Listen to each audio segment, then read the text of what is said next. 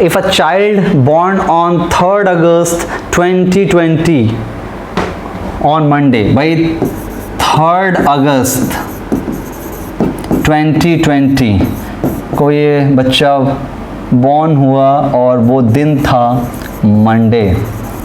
Okay, तो बोला गया है कि after 5 months 5 day what date and day will be, 5 महीने और 5 दिन के बाद। तो भाई हमने क्या किया, 5 दिन इसमें ऐड कर दिया। तो पहली बात क्या है भाई, 3 + 5 क्या आ जाएगा, 8 अगस्त आ गया भाई, 8 अगस्त 2020। हमने ये 5 डे ऐड किया है बच्चों। ये कौन सा दिन होगा इसकी हम बात नहीं करेंगे क्योंकि हम फाइनली बात करेंगे। अच्छा, आपको ऑड डेज याद रखने की, ऑड डेज कितने और हैं। अभी देखो आपको ये 5 ऑड डे मिला है क्योंकि ये जो 5 है ना, जो भी गिवन पीरियड था 5 दिन आगे बढ़े। जैसे अगर होता ना कि 10 डेज आगे बढ़े, तो 10 डेज को हम लोग 7 के पीरियड्स में डिवाइड करते तो क्या आता, 7 + 3 है ना, तो वहाँ पे 3 ऑड डे मिलता है। अगर मान लो कि 23 होता तो 7 3 = 21 और +2 तो वहाँ पे 2 ऑड डेज होते। कहने का मतलब गिवन नंबर ऑफ जो डेज होते हैं, पीरियड्स होता है, उसको हम लोग 7 के ग्रुप्स में डिवाइड करते हैं। तो जो रिमाइंडर होता है, that reminder is our odd days. तो यहाँ तो 5 तो 7 से डिविजिबल ही नहीं है, तो पूरा का पूरा ये 5 क्या है भाई, ऑड डे है। इसलिए हम लोग अभी इसको ऐड नहीं कर रहे हैं, हम आगे ऐड करेंगे। अब देखो बोला गया कि 5 मंथ्स, तो यहाँ से अगर मैं 5 मंथ आगे जाता हूँ ना बच्चों, 5 मंथ आगे जाता हूँ, तो 5 मंथ आगे जाने पे क्या आएगा भाई, अगस्त के बाद सितंबर, अक्टूबर, नवंबर, दिसंबर, जनवरी। मतलब हम 8 जनवरी को पहुँच जाएंगे भाई, 8 जन 2021 को हम लोग पहुँच चुके होंगे, है ना, 8 जन 2021 को पहुंच चुके होंगे। तो हम लोगों ने इस बीच में कितने डेज कवर किए या कितने ऑड डेज कवर किए, इसको चेक करना है। तो देखो हमने कौन कौन सा मंथ कवर किया भाई, अगस्त कवर किया है, सितंबर, अक्टूबर, नवंबर, दिसंबर एंड देन जनवरी। आप कहोगे सर अगस्त हमने कहाँ कवर किया है। देखो भाई अगस्त के तो 8 ही डेज हुए थे ना मंथ में, अभी कितने डेज बाकी थे, 31 - 8, 23 डेज अभी भी बाकी थे, है ना भाई। अगस्त में अभी कितने डेज बाकी थे, 23 डेज बाकी थे। अच्छा 23 में कितने ऑड डेज होंगे बच्चों, तो 2 ऑड डेज होंगे, हो ना, 7 3 = 21 + 2 23, तो 2 ऑड डेज हो गए। सितंबर में 30 डेज होते हैं, तो यहाँ से भी आपको 2 ऑड डे मिल जाएगा। अक्टूबर में 31 डेज होते हैं, इसमें आपको 3 ऑड डेज मिल जाएगा। वैसे जो मैं डेज लिख रहा हूँ ना मंथ के, इसकी लिखने की बिल्कुल भी जरूरत नहीं है, हम सीधा 2 3 2 3 इसे लिख सकते हैं। क्यों, क्योंकि भाई आपको पता है जो ईयर में मंथ्स होते हैं उनमें 28 29 30 31 डेज होते हैं, तो हर एक का हम लोग लर्न ही कर लेते हैं कि 28 अगर डेज होंगे तो 0 ऑड डे आएगा, क्योंकि 7 4 = 28 होता है। 29 डेज होगा तो 1 ऑड डे होगा, 30 डेज का मंथ है तो 2 ऑड डेज होंगे, और 31 डेज का है तो 3। अब अक्टूबर 31 का होता है तो 3, नवंबर 30 का होता है इसलिए 2 ऑड डेज होंगे, दिसंबर 31 का होता है तो 3 ऑड डेज होंगे, जनवरी 31 का होता है तो 3 नहीं लेंगे। क्यों, क्योंकि जनवरी में तो अभी आपने 8 ही डेज कवर किया है ना भाई। अगर आपने डेज 8 कवर किए तो आप 31 का ऑड डेज क्यों लेने जा रहे हो। तो जनवरी में 8 डेज होते आपने कवर किया, और 8 डेज से कितने ऑड डे मिलेंगे, 1। तो अब आपके ये ऑड डेज हैं, ये जो नीचे लिखे हुए हैं ना, ये सब ऑड डे हैं, 2 2 3 2 3 1। अभी मैंने प्रीवियस क्वेश्चन में आपको बताया कि भाई 7 डेज अगर आप आगे जाते हो या 7 डेज पीछे जाते हो ना, तो डेट चेंज नहीं होती है ना, डेट चेंज नहीं होती है। तो आप क्या करो, जहां भी आपको 7 ऑड डेज का सम दिख जाए उसको आप कैंसिल आउट कर सकते हो, क्योंकि 7 ऑड डेज का मतलब 0 होता है, 7 ऑड डेज का मतलब 0। आज से 7 दिन अब आगे क्या होगा, वही दिन होगा जो आज का है, ठीक है। तो 7 जहां भी दिखे कट कर सकते हो, तो 5 और +2 7 ऑड डेज कट। अब देखो ये सब तो ऑड डेज ही है ना भाई, इन सबको तो मुझे सम ही करना था, तो 5 + 2 करूंगा, 7 कैंसिल हो गया, 2 + 3 5 + 2 7, यहाँ भी 7 कैंसिल कर दिया मैंने, बचा क्या, 3 + 1 4। कहने का मतलब टोटल यहाँ से 4 डेज आगे आ जाएगा। 4 डेज आगे आने का मतलब क्या है भाई, मंडे के बाद 4 डेज आगे आओ, Tuesday, Wednesday, Thursday and Friday. इसका मतलब क्या है भाई, आप यहां से यहां आने में आपको +4 ऑड डेज हो रहे हैं, +4 ऑड डेज हो रहे हैं, मतलब मंडे से 4 डेज आगे ये डे फ्राइडे होगा। आपसे पूछा गया है after 5 months and 5 day what day and day, मतलब 5 महीने और 5 दिन के बाद कौन सा दिन होगा। मतलब 8 जनवरी 2021 इज फ्राइडे, इसके बाद कौन सा दिन होगा, तो वो होगा 9 जनवरी 2021 एंड सैटरडे। तो 9 जनवरी 2021 एंड सैटरडे आपका आंसर हो गया। बात समझ में आ रही है भाई सबको, क्लियर है। चलिए आगे बढ़ते हैं। क्या दिया गया भाई, a frog leaps each time for 2 feet and roll down half feet. कहने का मतलब एक फ्रॉग है जो जंप लगाता है भाई 2 फीट का, यहाँ से यहाँ कितना गया भाई 2 फीट गया, लेकिन पीछे रिवर्स आ जाता है, रोल हो जाता है भाई कितना 0.5 फीट का। तो इसका मतलब वो एक जंप में कितना गया भाई 2 माइनस 0.5 मतलब 1.5 फीट। भाई हर बार क्या हो रहा है 1.5 फीट का ही वो जंप ले पा रहा है, मतलब जंप तो लेता है 2 फीट का, लेकिन रोल डाउन हो जाता है हाफ फीट, मतलब एक जंप में वो 1.5 फीट ही कवर कर पा रहा है। According to this procedure how many time will attempt to reach for 9 feet, है ना भाई। 9 फीट के लिए उसको कितना कवर करना पड़ेगा। तो सबसे छोटा देखो 6 दिख रहा है, okay.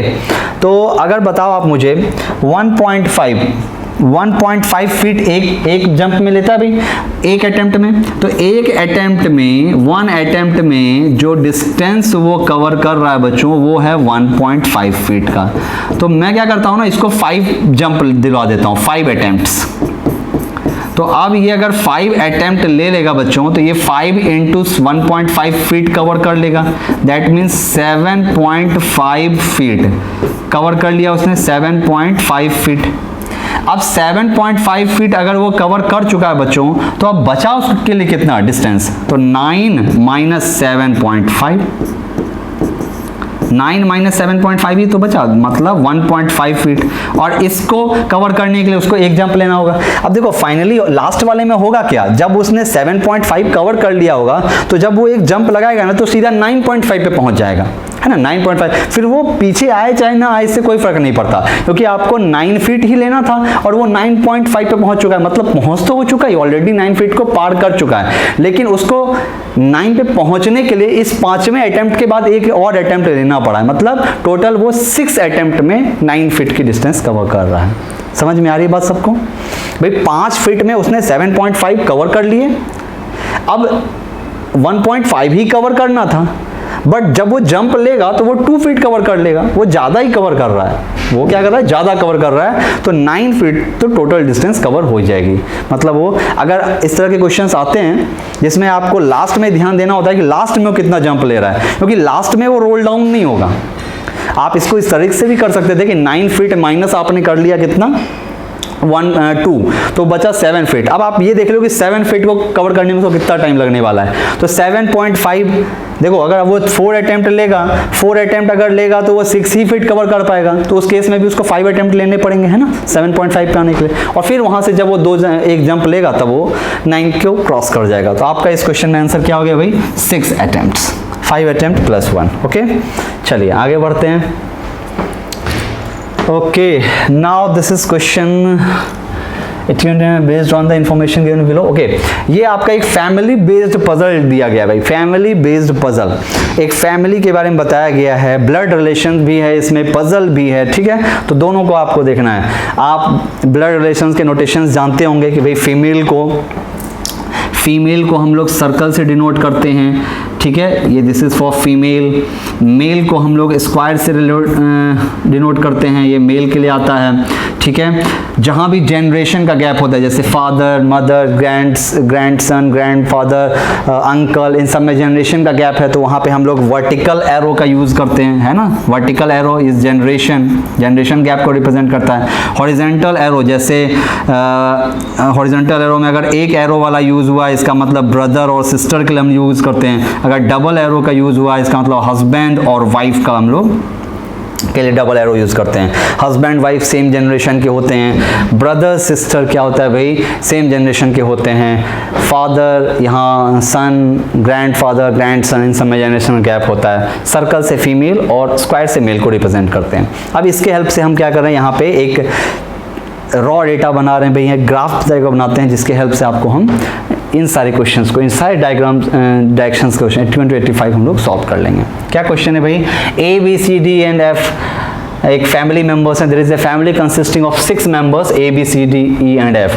C is sister of F. देखो C is sister of F बोला गया भाई, सी जो है एफ का सिस्टर है, इसका मतलब सी और एफ सेम जनरेशन के होंगे, हॉरिजॉन्टल लेवल पे होंगे, और सी सिस्टर इसका मतलब फीमेल होगी, है ना। और सिस्टर है इसलिए मैंने सिंगल एरो यूज किया है। सिंगल। आप कहोगे सर एफ पे आपने मेल क्यों नहीं बनाया? भाई देखो एफ मेल नहीं होगा क्योंकि एफ के बारे में हमें कोई आइडिया नहीं है। सिस्टर, सी सिस्टर है बेटा, तो एफ अगर लड़की होगी तो सिस्टर भी सी सिस्टर आएगी, और अगर एफ बॉय है, लड़का है, तो ब्रदर सिस्टर का रिलेशन हो जाएगा, तब भी सी सिस्टर हो जाएगी। मतलब एफ के बारे में आए, अभी हमें जेंडर के बारे में, एफ के जेंडर के बारे में कोई आइडिया नहीं है। आगे बढ़ते हैं। B is brother of E. B जो है ई का ब्रदर है। B is brother of E's husband. B is brother of E's husband and F is grandson of D. Okay, F जो है ग्रैंडसन है। अच्छा, इसका मतलब देखो इस सेकेंड लाइन को अगर आप ऑब्जर्व करो ना तो एक और रिलेशन चल रहा है जिसको मैं अलग से प्लॉट कर दे रहा हूँ, बाद में उसे मर्ज कर दूंगा मैं।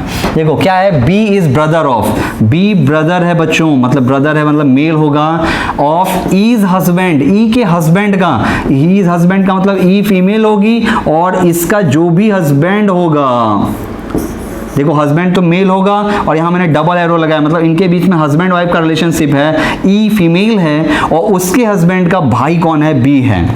नाउ एफ बोला गया है ग्रैंडसन है। भैया अगर एफ ग्रैंडसन है तो इससे एक और दो जनरेशन ऊपर डी होने वाला है, मतलब इस बीच वाले जनरेशन में कोई तो होगा, तो कोई तो कौन होगा? ये वाला रिलेशन पूरा यहाँ बीच में आ जाएगा। क्या आएगा भाई? जैसे ये आ जाएगा बी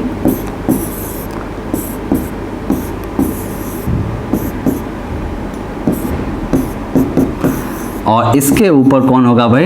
डी होगा, क्योंकि बोला गया एफ इज ग्रैंडसन। अच्छा, एफ ग्रैंडसन है, सन है मतलब ये मेल होगा, ठीक है। और इससे नीचे देखो अब दो जनरेशन के ऊपर हो गया ना, दादाजी के नीचे ये पिताजी और पिताजी के नीचे ये बेटा जी आ गया, तो ग्रैंडसन हो गया भाई, दो जनरेशन गैप, ठीक है। और बी ब्रदर है ई के हस्बैंड का, कौन नहीं आया भाई? ए बी सी डी, भाई ए के बारे में ही आपका आइडिया नहीं था तो यहाँ पे ए होगा, तो A B C D E F सारे फैमिली मेंबर हो गए। अच्छा, इस अभी क्वेश्चन पे ना आए तो अभी हम ये आप बताएं कि आपको क्या क्या यहाँ पे इंफॉर्मेशन मिल रहा है। देखो डी के बारे में ना आपको आइडिया नहीं लगा है कि डी मेल है या फीमेल है, कोई आइडिया नहीं लगा है, क्योंकि ना तो सर्कल है ना स्क्वायर है, क्योंकि कहीं दिया ही नहीं गया ना। F is grandson of D बोला गया, ग्रैंडसन है, अब वो दादाजी होंगे तब भी भाई क्या है, ये ग्रैंडसन है, वो दादी होंगी तब भी ग्रैंडसन है, तो उसके बारे में आइडिया नहीं है। बाकियों के जेंडर के बारे में हमें क्लियर कट आइडिया है। अब क्वेश्चंस की बात करते हैं, क्वेश्चंस पे सॉल्व करते हैं भाई। इसी डायग्राम की हेल्प से मैं सारे क्वेश्चन सॉल्व करने वाला हूँ। How many male members are there in the family? कितने मेल मेंबर्स हैं भाई? तो मेल मेंबर्स कहाँ आते हैं? स्क्वायर में, 1 2 3, 3 मेल मेंबर्स हैं, तो इसका आंसर हो गया फर्स्ट। क्लियर है भाई सभी को? आगे बढ़िए, नेक्स्ट क्वेश्चन क्या है इसमें भाई?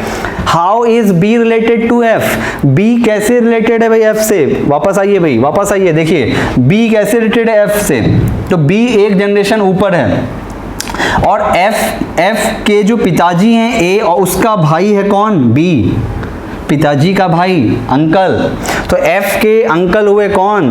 बी। जनरेशन का गैप था ना भाई, जनरेशन गैप था, तो देखो अंकल आंसर हो जाएगा। आप ऑप्शंस एलिमिनेट भी कर सकते थे अगर ना समझ में आए। जनरेशन का गैप है इसलिए ब्रदर नहीं हो सकता, आंटी नहीं हो सकता क्योंकि बी मेल है, फादर नहीं हो सकता क्योंकि फादर तो ए है, तो बचा ऑप्शन कौन सा? Uncle. Okay, next, who is husband of E? तो भाई हस्बैंड ऑफ ई की जगह पे कौन आया था भाई?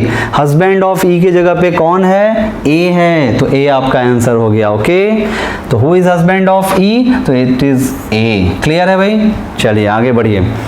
Who which What is the group of male members? अच्छा, ग्रुप ऑफ मेल मेंबर्स क्या है भाई?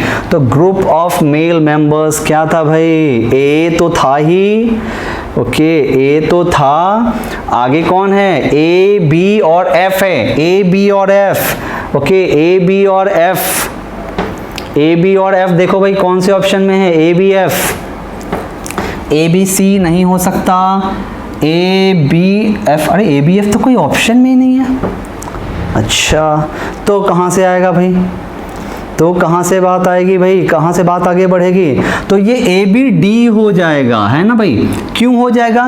क्योंकि देखो ए बी तो मेल है ही, अब पॉसिबिलिटी क्या है? देखो ई है ना, ई आपका मेल नहीं हो सकता ना, क्योंकि ई तो वाइफ है, मेल नहीं हो सकता, तो ये मेल वाले ग्रुप के मेंबर नहीं हो सकती, ये कैंसिल हो गया। यहाँ भी ई है तो ये भी ऑप्शन कैंसिल हो गया, 3 ऑप्शन कैंसिल हो गया, तो बचा चौथा ही आंसर होगा। इसका मतलब चौथा आंसर कब पॉसिबल है?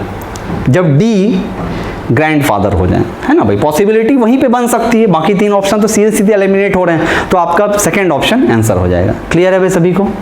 Next, how is E related to C? तो भाई ई क्या था, एक जनरेशन ऊपर है, एक जनरेशन क्या है भाई, ऊपर है सी से, और वो फीमेल भी थी, है ना भाई, फीमेल भी है, तो ई एक जनरेशन ऊपर है सी से, तो क्या है भाई, मदर है भाई, ए जो है ना सी के फादर है, तो ई क्या हो गई, मदर हो गई, तो E is mother of C. ठीक है, ई इज क्या आ गया भाई, how is E related to C, तो E is mother of C. समझ में आ रहा है भाई बात सबको? चलिए आगे बढ़ते हैं। नेक्स्ट 86 to 90, ये आपका दिया गया भाई, 5 sisters Meena, Tina, Bina and Nina are there in the family. Meena was born in 1989, Tina is 7 years older।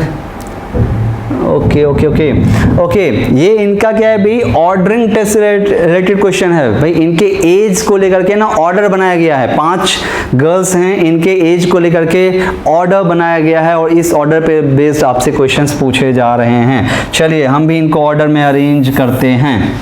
Arrange करेंगे भाई कैसे, नंबर लाइन की तरह, मतलब left to right, and left is smallest, right is greatest. देखें भाई कौन है पहले, 5 sisters. Meena was born on 1989।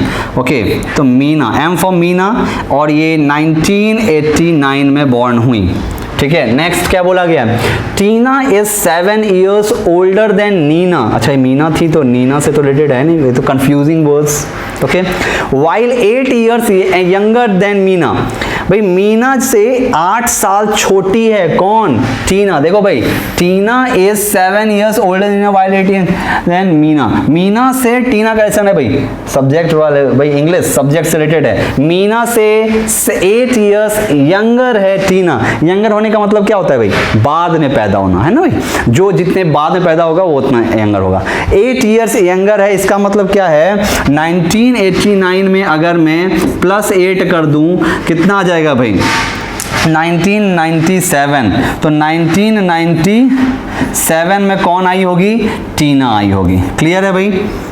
ठीक है, 1989 में 8 ऐड कर दिया, तो ये 8 साल छोटी है कौन, टीना। और Tina is 7 years older than Nina, लेकिन टीना जो है ना नीना से 7 साल बड़ी है। 7 साल बड़ी होने का मतलब क्या है भाई, 7 साल बड़ी होने का मतलब क्या है, इससे 7 years बाद कौन आया है भाई, नीना आई है। भाई टीना बड़ी है तो टीना के 7 years बाद नीना आई होगी, तो यहाँ पे भी +7 कर दो। कहने का मतलब है 2004 में कौन आई होगी, नीना आई होगी।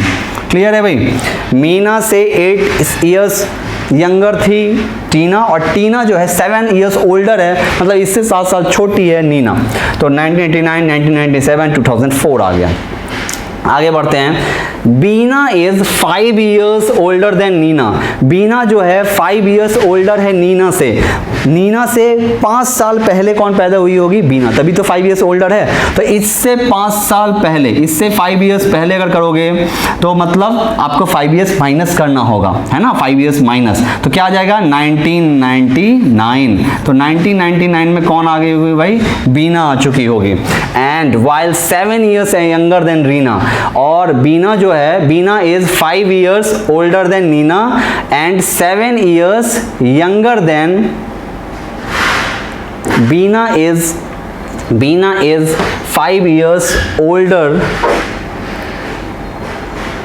than Nina while 7 years younger then. अच्छा, बीना की बात की कि बीना जो है 7 years यंगर है, मतलब 1999 से 7 years पहले कौन आई होगी भाई, रीना आई होगी। तो इससे -7 कर दो भाई, मतलब 7 years पहले। तो कहने का मतलब कौन आएगा, 1990 में -7 करोगे तो 1992 आ जाएगा, और यहाँ पे कौन आई होगी, रीना आई होगी। समझ में आ रही है भाई बात? पूरा आपका प्लॉट हो गया। सबसे पहले मीना आई जो कि 8 years ओल्डर थी टीना से, तो 1989 में हमने 8 ऐड किया, 1997। फिर टीना वाज 7 years ओल्डर, या नीना वाज 7 years यंगर, तो 1997 में 7 ऐड कर दिया, 2004 आया। फिर नीना से 5 साल बड़ी थी बीना, तो 2004 से 5 सब्ट्रैक्ट कर लिया, तो ये आ गया 1999। 1999 में 5 ऐड करोगे तो 2004 आ जाएगा। और बीना से 7 ईयर्स यंगर थी रीना, जो कि 1999 से 7 सब्ट्रैक्ट किया तो 1992 आ गया। अब ये हमने कंप्लीट बन चुका है, इस पे बेस हम लोग क्वेश्चन के आंसर दे देंगे। What is the age difference between Meena and Bina? तो भाई मीना और बीना के बीच में कितना का एज डिफरेंस है भाई? 1999 माइनस 1999 माइनस 1989, कितने का डिफरेंस है बच्चों? 10 ईयर्स का है ना भाई, 10 ईयर्स का डिफरेंस है, तो ऑप्शन 4 आपका करेक्ट आंसर हो गया। क्लियर है सभी को? चलिए आगे बढ़ते हैं। Who is the youngest among them? भाई जो सबसे लेट बॉर्न हुआ है वही यंगेस्ट होगा, तो सबसे लेट कौन बॉर्न हुआ है भाई? नीना 2004 में बॉर्न हुई हैं, तो नीना यंगेस्ट हो जाएंगे, नीना। ओके, नेक्स्ट आगे बढ़ते हैं। Who is the middle order among them? भाई कौन मिडिल में है, कौन एग्जैक्टली मिडिल में है बच्चों?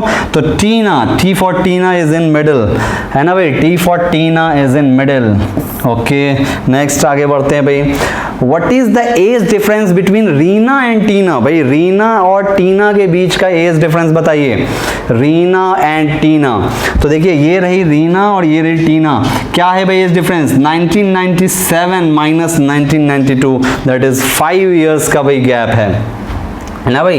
As difference between Reena and Tina 1997 minus 1992 is 5 years, 5 years का डिफरेंस है, that is option number 3। Next, who was born in leap year? भाई लीप ईयर में कौन कौन बॉर्न हुआ है? देखिए भाई लीप ईयर में कौन कौन बॉर्न हुआ है? तो फर्स्ट लीप ईयर है आपका 1992 एंड सेकेंड लीप ईयर है 2004। भाई यही तो 2 लीप ईयर है, 1992 और 2004। तो रीना एंड नीना, रीना एंड नीना जो है ये बॉर्न हुई हैं लीप ईयर में, तो Reena and Nina is born in Reena and Nina are born in leap year, तो ऑप्शन नंबर 4 आपका करेक्ट आंसर है।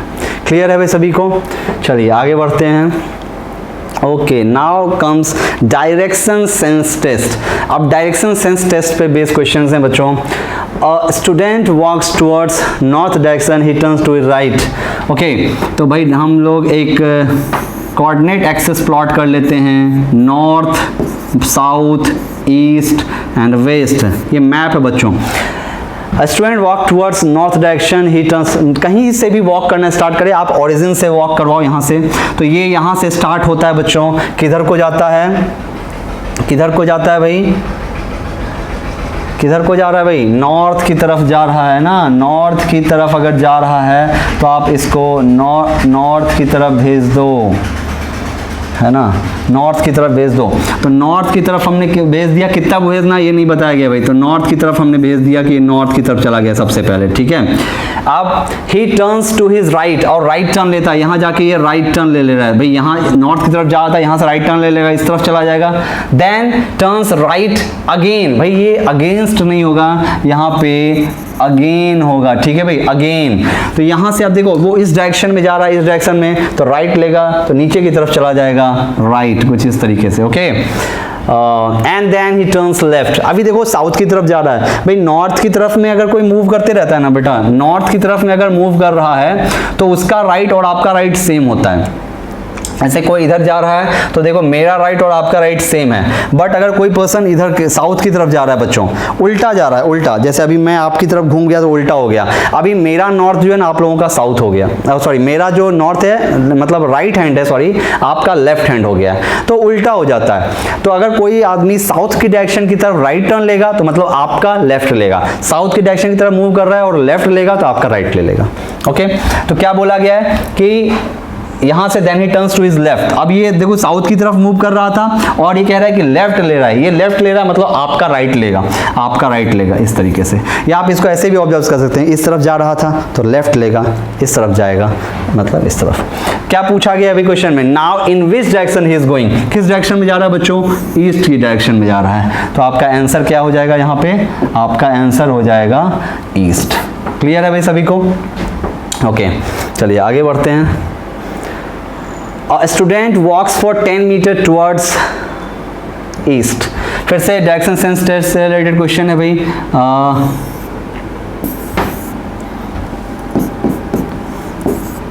North, south, east and west. A student walks for 10 metre towards east, तो 10 मीटर टुवर्ड्स ईस्ट हम उसको walk कराते हैं भाई, हमने ओरिजिन से उसको मूव करवाया और 10 मीटर टुवर्ड्स ईस्ट मूव करवा दिया, ठीक है। Turning to his left she walks for 5 metre, भाई यहाँ से इस तरफ जा रहा है, अब टर्निंग टू लेफ्ट मतलब ऊपर की तरफ जाएगा, वो कितना 5 मीटर, तो ऊपर की तरफ हमने भेजा और 5 मीटर यहाँ से भेज दिया। सी टर्न्स टू हिज लेफ्ट, अब नॉर्थ की तरफ जा रहा है और लेफ्ट ले लिया मतलब इस तरफ चली जाएगी, and again walks for 10 metre, फिर से वो 10 मीटर ही कवर कर रही है भाई, तो यहाँ से फिर से 10 मीटर लिया, और अगर ये 10 है तो वापसी में भी यही लेंथ 10 होगी, मतलब वापस एक वो नॉर्थ वाली लाइन पे या वाई एक्सिस की लाइन पे पहुंच जाएगी। Now how far and in which direction she is from, देखो बिगिनिंग पॉइंट ये था भाई, बिगिनिंग पॉइंट से अब यहाँ आ चुकी है, तो ये डिस्टेंस कितनी होगी, ये डिस्टेंस तो यही वाली डिस्टेंस के बराबर होगी, मतलब 5 मीटर पे है, और किस डायरेक्शन में है बच्चों, तो ओरिजिन से नॉर्थ की डायरेक्शन में, 5 मीटर नॉर्थ, 5 मीटर नॉर्थ जो है आपका करेक्ट आंसर हो जाएगा। क्लियर है भाई सभी को, बात समझ में आ रही है भाई, 5 मीटर नॉर्थ आपका क्या हुआ, करेक्ट आंसर हो गया। चलिए अगले क्वेश्चन पे आते हैं भाई। In a code language sun is called moon, भाई किसी कोड लैंग्वेज में सन को मून कहते हैं, moon is called stars, stars is called cloud, cloud is called water, and water is called sun. By whom will it rain, भाई बारिश किससे होती है, बारिश, रेन किससे आएगा भाई, रेन आती है क्लाउड से, लेकिन इस भाषा में क्लाउड को क्या कहते हैं, इस भाषा में क्लाउड इज कॉल्ड वाटर, तो आपका आंसर क्या हो जाएगा, वाटर। समझ में आ रही है बात भाई, इस सर्टेन लैंग्वेज में क्लाउड को वाटर कहा जाता है, इसलिए वाटर इसका आंसर है, ठीक है, इस क्वेश्चन के अकॉर्डिंग। चलिए आगे बढ़ते हैं। Two persons are standing facing each other. If one's face is towards north, and then in which direction will be the left hand of the second person? Okay, भाई दो पर्सन हैं जो कि एक दूसरे को फेस करते हुए नॉर्थ साउथ वाली लाइन पे हैं, मतलब एक आदमी यहाँ पे है जो कि साउथ की तरफ देख रहा है, एक आदमी यहाँ है जो कि नॉर्थ की तरफ देख रहा है। तो कह रहा है if one's face is towards north, तो ये आदमी जो है ना नॉर्थ की तरफ देख रहा है, तो अदर वाला, अब ये दोनों अगर हम आमने सामने एक दूसरे से बात कर रहे हैं, ये नॉर्थ को देख रहा है तो ये साउथ को देखेगा भाई। Then which direction to be left hand of the second person, मतलब ये वाला पर्सन हमारे लिए इंपॉर्टेंट नहीं है, हमें पूछा किसके बारे में गया है भाई, हमें पूछा गया है इस पर्सन के बारे में जो कि देख रहा था किधर की तरफ, साउथ की तरफ पूछा जा रहा है इसका राइट। अब देखो कोई आदमी अगर साउथ की तरफ देख रहा होगा, मतलब इस तरीके से देख रहा होगा, तो ये उसका राइट हैंड हुआ, ये लेफ्ट हैंड हुआ, कहने का मतलब this is right hand and this is left hand of that person, है ना भाई। ये आदमी अगर साउथ की तरफ देख रहा है तो इसका राइट हैंड इधर हुआ, लेफ्ट हैंड इधर हुआ। क्या पूछा गया है, then in which direction will left hand of the second person, भाई लेफ्ट हैंड जो है सेकंड पर्सन किस डायरेक्शन में होगा, ईस्ट की डायरेक्शन में होगा, तो इस क्वेश्चन का आंसर क्या हो गया बच्चों, इस क्वेश्चन का आंसर हो गया आपका ईस्ट। भाई जो लेफ्ट हैंड है वो ईस्ट को रिप्रेजेंट कर रहा है। क्लियर है भाई सभी को, चलिए आगे बढ़ते हैं।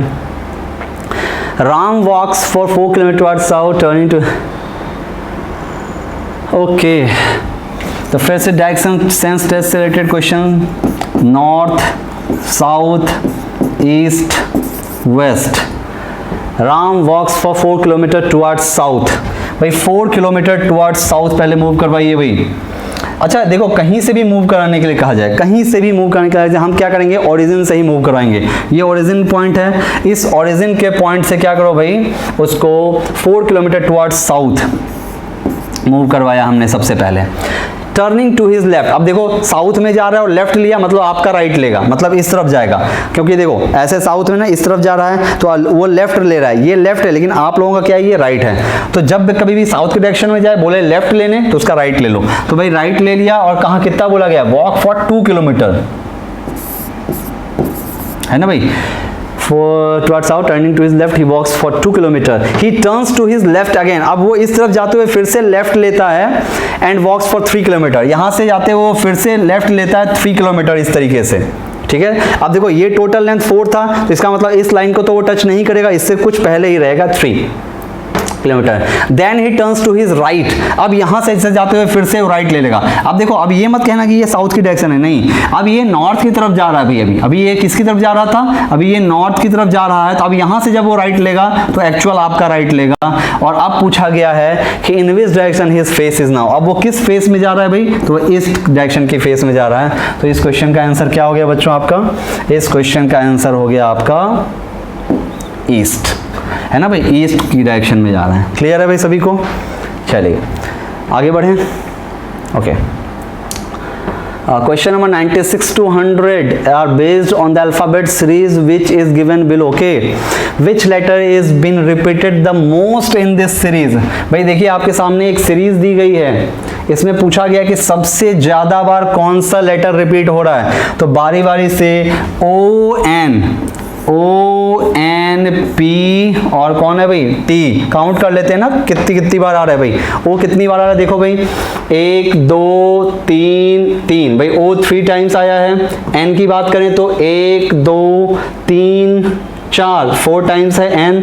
P की बात करें तो P 1 2 3 बार है भाई P।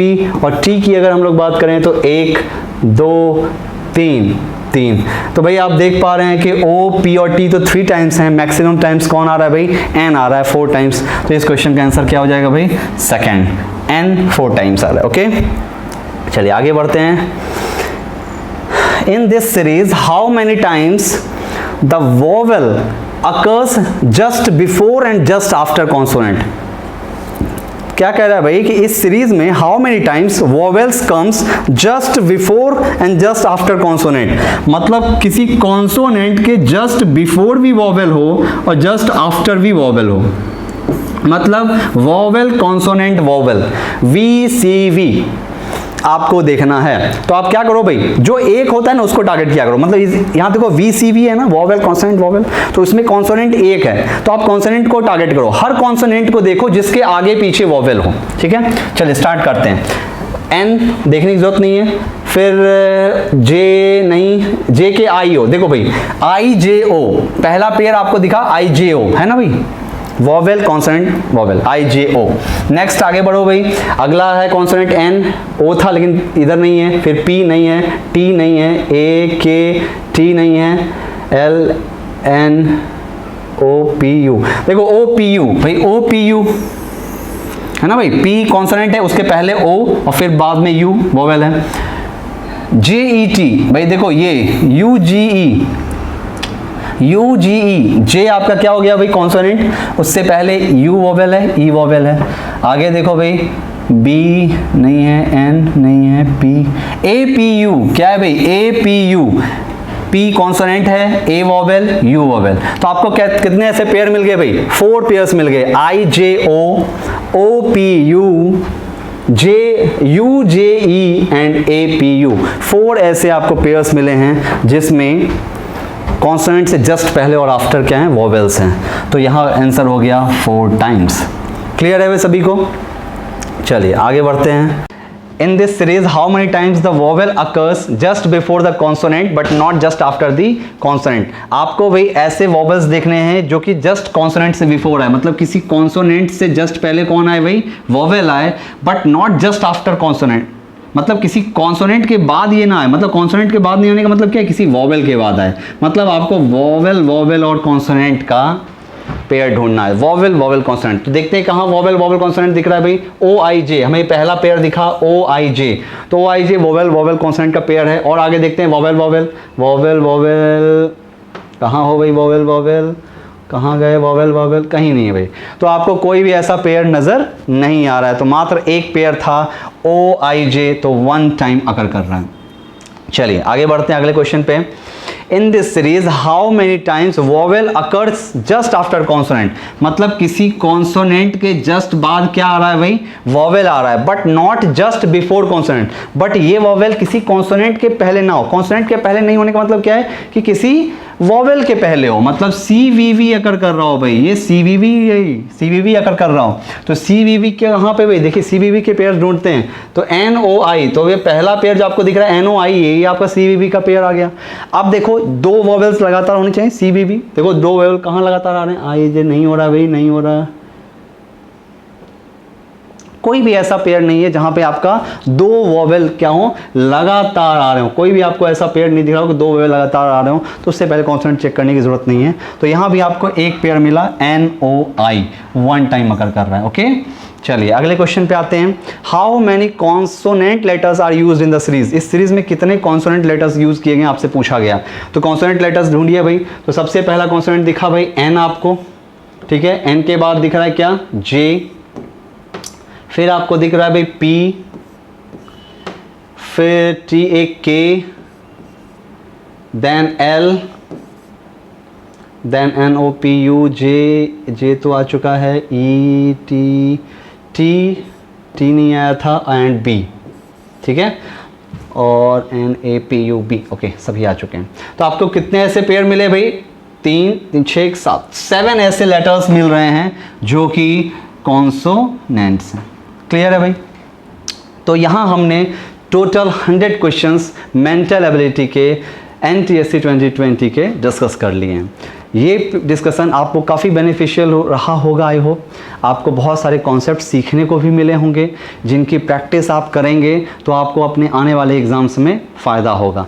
बाकी हम लोग क्लास नोट्स में इस तरह के ढेरों क्वेश्चंस प्रैक्टिस करते हैं जो कि आपको बेनिफिशियल होता है। तो हमें ज़रूर ज्वाइन करें ताकि आपको ये फ़ायदा हो और ये सारी जो डिस्कशन है आपको हेल्प करे आपकी प्रिपरेशंस में। ओके, आपके NTSC एग्ज़ाम्स के लिए आपको all the best. Thank you very much everyone.